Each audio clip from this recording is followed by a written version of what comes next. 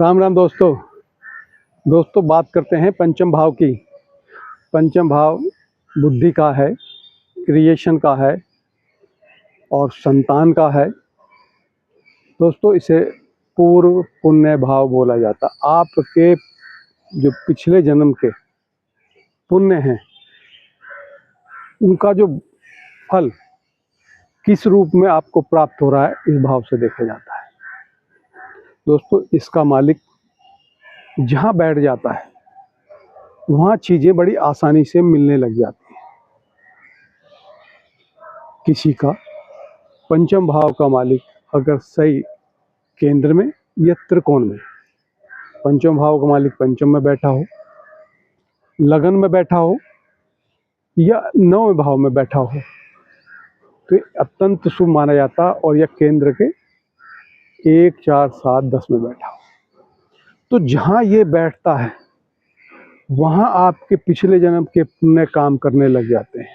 मतलब जो वहाँ चीज़ें प्राप्त होती हैं आपकी मेहनत की वजह से प्राप्त नहीं हो रही, वो आपने पिछले जन्म में कुछ ऐसे पुण्य किए हैं जिनकी वजह से वो आपको प्राप्त हो रही हैं।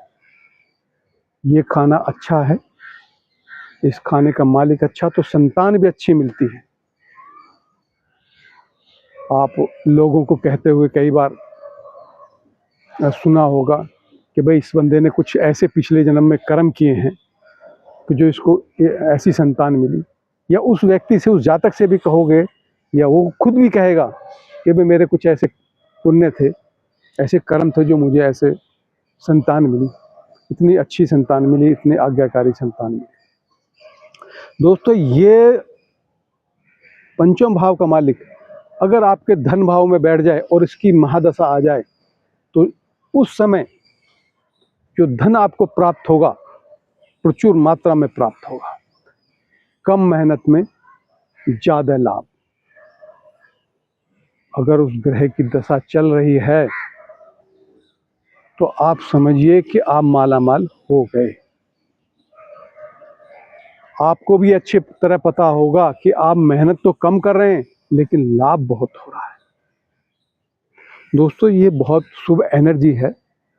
ये अगर लगन में बैठ जाती है तो आपका व्यक्तित्व समय के हिसाब से बढ़ता चला जाएगा। जब कोई ग्रह कहीं जाके बैठता तो उसका नियंत्रण हो जाता है उसके ऊपर।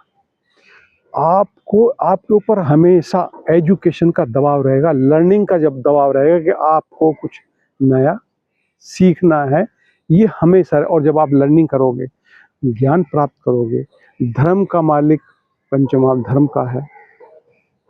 धर्म के खाने में पहला भाव भी धर्म का है, नौवां भाव भी धर्म का है। ये धर्म त्रिकोण बोले जाते हैं।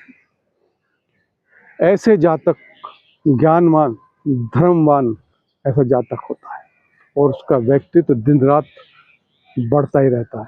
ऐसा जातक कभी भी धर्म विरुद्ध कोई कार्य करता नहीं। अगर पंचम भाव का मालिक चौथे भाव में बैठ जाए तो प्रॉपर्टीज, जो एसेट्स हैं उसके पास समय के हिसाब से बढ़ती चली जाएंगी, उसको मिलेंगी। अगर महादशा मिलेगी तो प्रॉपर्टी की कोई कमी नहीं, बड़ी आसानी से उसको चीज़ें मिलेंगी। कहने का मतलब ये है, ये वो शुद्ध एनर्जी है, ये वो आपके पुण्य हैं, पिछले जन्म के वो पुण्य हैं जो इस जन्म में आपको फल देने के लिए प्रकट हुए हैं। जब महादशा किसी की चल गई है तो समझिएगा कि प्रकृति ने, परमात्मा ने आपके पिछले जन्म का जो फल है, पुण्य फल है, वो आपको देना शुरू कर दिया है। दोस्तों ये कहीं 6, 8, 12 में मान लिया ये अष्टम भाव में चला जाए इसका मालिक, तो अष्टम भाव उम्र का है। अष्टम भाव बड़ी बड़ी समस्याओं का है, बड़ी बड़ी बाधाओं का है, एक्सीडेंट्स का है। तो उन समस्याओं को ये मिनिमाइज कर देता है।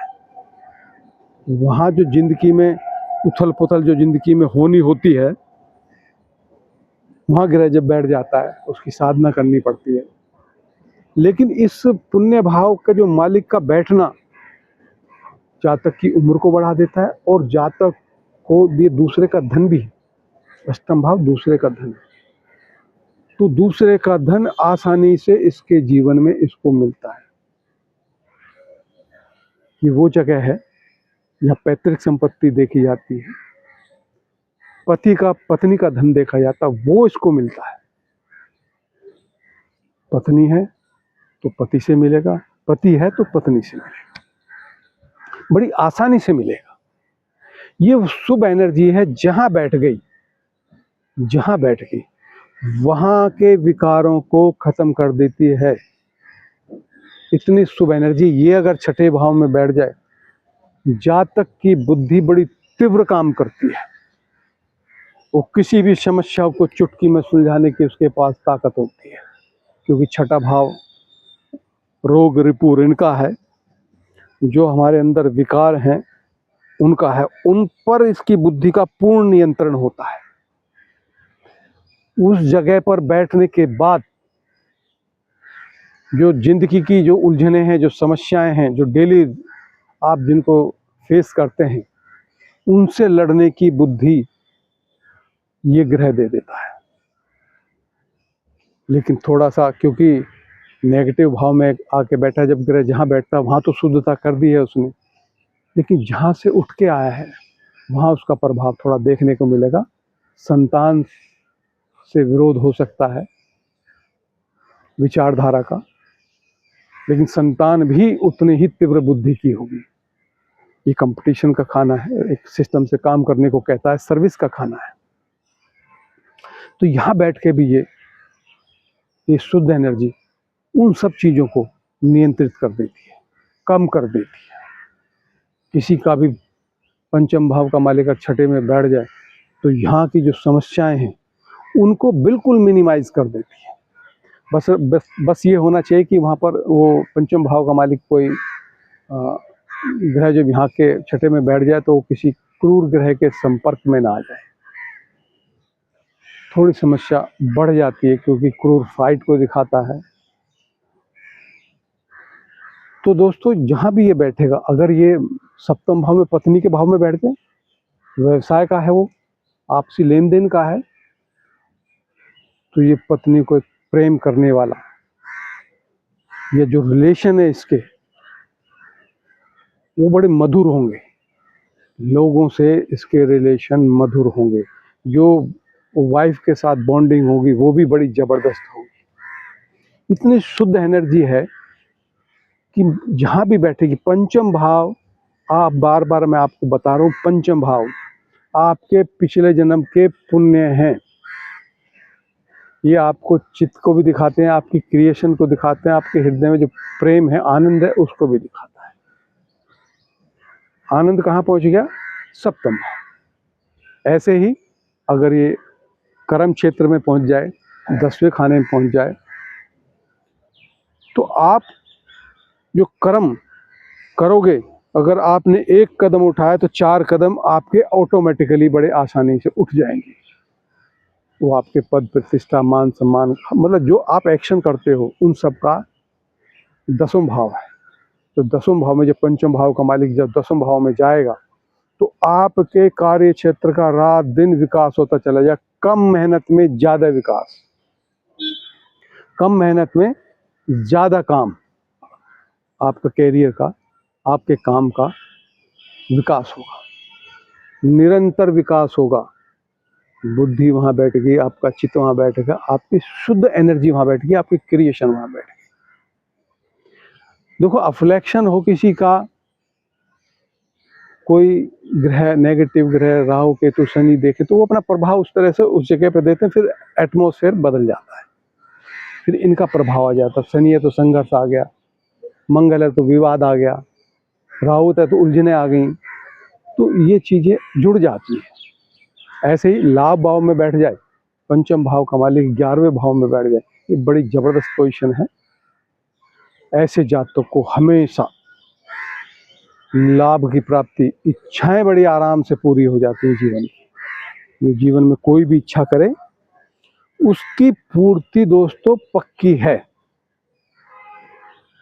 इतनी। और ये अगर 9वें भाव में बैठ जाए तो जो उच्च ज्ञान है, जो शिक्षा ये लेगा, MA, बीए जो भी करना चाहेगा, जो भी शिक्षा लेना चाहेगा, बड़ी आसानी से, क्योंकि ये पूर्व पुण्य भाव है, ऐसा भाव है, ये पिछले जन्म से ही ये मेमोरी लेके पैदा हुआ है। ये कह सकते हो कि इसको पिछली सारी जानकारी, जहाँ बैठा उस जगह की पूरी जानकारी इसके यहाँ पे फीड पीछे से होके आई है। आप जानते हो बच्चे को क्या पता कैसे रोना है, बच्चों को क्या कैसे पता कैसे मुस्कुराना है, बच्चों को कैसे पता उसको दूध कैसे पीना है, ये पीछे से फीड करके भेजा होता है। ऐसे ही जहाँ ये ग्रह बैठ जाता वहाँ की चीजें पहले से फीड करके, ये समझिए कि चिप लगा के जातक को भेज दिया गया है।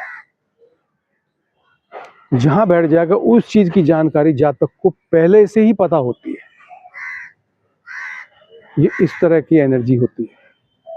जैसे एक आपने देखा होगा, चिड़ियाएं बहुत अच्छे घोंसले बनाती है, खजूर के पेड़ पे घोंसला लटका होता है, बड़ी खूबसूरत। उसको वो कहीं ट्रेनिंग लेकर तो नहीं आए, किसी इंस्टीट्यूट में ट्रेनिंग ली हो,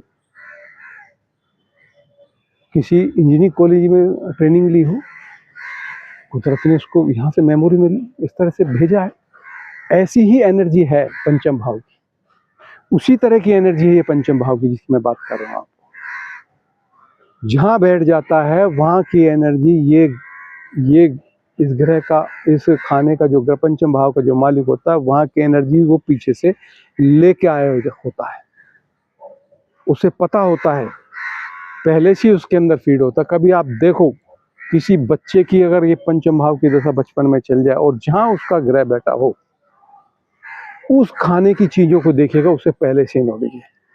मैंने आपको बताया था कि पंचम भाव का मालिक अगर दूसरे भाव में बैठ जाए, भोजन की बहुत अच्छी नॉलेज, भोजन कैसे बनता है, इसका कौन कौन से टेस्ट हो सकते हैं, फाइनेंस की बहुत अच्छी नॉलेज, क्यों लेके आया। जहाँ ग्रह बैठ गया वहाँ वो चीजों की जानकारी उसके पास होगी ही होगी। ये गिफ्टेड होता है दोस्तों। पंचम भाव का जिस व्यक्ति के खाने में पंचम भाव बलि होता है, ये समझिए कि पिछले जन्म में ये जो पुण्य है वो जागृत है।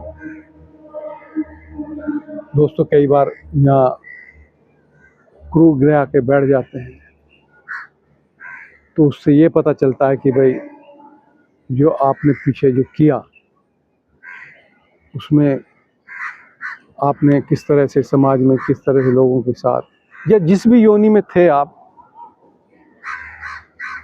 उनका नेगेटिव प्रभाव इस जीवन में, आपके जीवन में जो है देखने को मिलेगा। संतान पे मिलेगा, आपकी बुद्धि पे मिलेगा। देखो जिसकी बुद्धि ठीक नहीं, फिर पूरी कुंडली कुछ भी हो, सारे संसाधन हो, अगर बुद्धि ही काम नहीं करी, पंचम भाव बुद्धि का है, तो सारे संसाधन बेकार हो जाते हैं।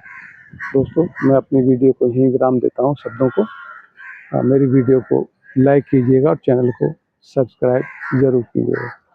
जय सिया राम।